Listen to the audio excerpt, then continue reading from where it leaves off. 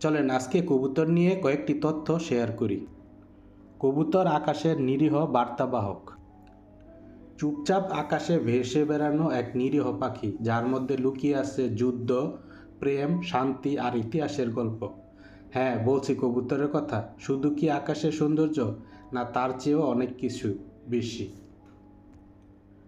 বিশ্বজুড়ে কবুতরের প্রায় ৩৫০টিরও বেশি প্রজাতি রয়েছে। আমাদের দেশে সবচেয়ে বেশি দেখা যায় রক পিজন, যারা ছাদের কার্নিশে বা পুরানো দালানের কোঠায় বাস করে। কবুতরের দৃষ্টিশক্তি মানুষের চেয়ে ৫ গুণ বেশি তীক্ষ্ণ, এমনকি তারা রঙও আলাদাভাবে চিনতে পারে। আর বিস্ময়করভাবে তারা ৬০০ থেকে ৭০০ কিলোমিটার দূরের পথ চিনে নিজেদের বাড়িতে ফিরতে পারে। প্রযুক্তি আসার অনেক আগে থেকেই কবুতর ছিল বার্তাবাহক।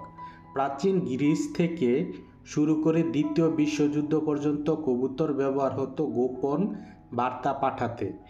চেরামি নামে একটি কবুতর দ্বিতীয় বিশ্বযুদ্ধে ২০০ জন সৈন্যের প্রাণ বাঁচায় মাত্র কয়েক মিনিটের গুরুত্বপূর্ণ বার্তা পৌঁছে দিয়ে। এমন সাহসিকতার জন্য তাকে দেওয়া হয়েছিল ডিকিন মডেল। শহরের সাথে কবুতরের একটা গভীর সম্পর্ক আছে। তারা আমাদের সাথে বাস করে, আমাদের ছাদের উপর, জানালার পাশে। অনেক জায়গায় মানুষ তাদের খাওয়ায় এবং ভালোবাসে।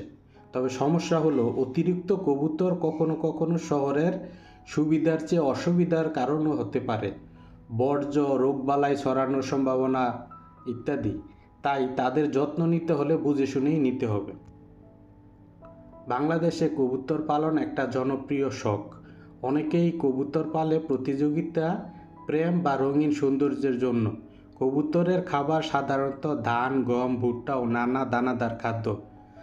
এরা সাধারণত জোড়ায় জোড়ায় থাকে এবং আজীবন এক সঙ্গিনীর সাথেই থাকে। তাদের প্রেম এই দৃষ্টান্ত অনেকের জন্য অনুপ্রেরণার মতো। একজোড়া কবুতর একসাথে বাসা বানায়, ডিম দেয়, বাচ্চা ফুটায় এবং একই সাথে সেই বাচ্চাকে বড় করে তোলে। পরিবার গঠনের এই প্রবল টান অনেক মানুষকে মুগ্ধ করে। আপনি কি জানেন কবুতরেরও দৌড় হয়?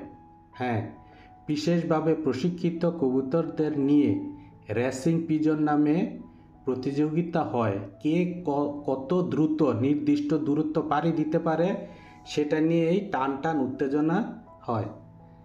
বাংলাদেশে কিছু সংগঠন এসব প্রতিযোগিতা আয়োজন করে থাকে, যা বর্তমানে আন্তর্জাতিক পর্যায়ে পৌঁছে গেছে।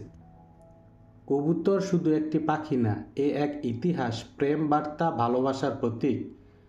পরের বার যখন আপনি জানালার পাশে একটা কবুতর দেখতে পাবেন, মনে রাখবেন সে নিঃশব্দ এক যোদ্ধা, এক নিবেদিত প্রাণসঙ্গী এবং আমাদের প্রাকৃতিক নান্দনিক অংশ।